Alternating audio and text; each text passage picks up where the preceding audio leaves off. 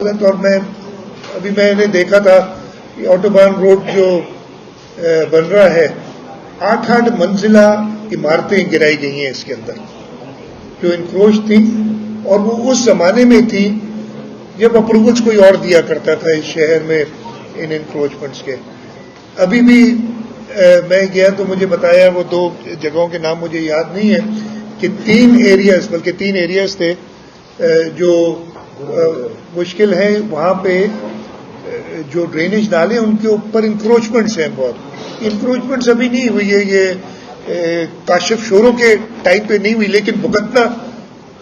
Mayor Hyderabad اور Pakistan Peoples party کے elected نمائندوں کو پڑتا ہے۔ میں نے یہی ان سے کہا وہ ٹائم لائن بناؤ، کم از کم وہ لوگ جو بات کرتے ہیں ان کو آئینہ تو دکھاؤ کہ اس شہر کو، اور میں یہی بات کراچی کے لیے بھی کہہ سکتا ہوں، لیکن آج میں کراچی کی بات نہیں کر رہا، اس شہر کو خراب کرنے میں کس کس کا ہاتھ ہے۔ میرا بھی کچھ حصہ ہے، مجھے اس کی اتنی سزا دیں، لیکن باقی کو کھلی چھٹی نہ دے دیں کہ وہ ہر وقت یہ بہانہ کریں کبھی کہیں اختیار نہیں تھا، کبھی کہیں پیسہ نہیں تھا، اور اس کے ساتھ ساتھ انکروچمنٹ جو ہیں وہ ہوئی ہیں۔ میں کسی پرٹیکولر دور کی بات نہیں کر رہا، پچھلے 30-40 سال میں، اس لیے کہ میں نے خود حیدرآباد دیکھا ہے جب ایک صاف ستھرا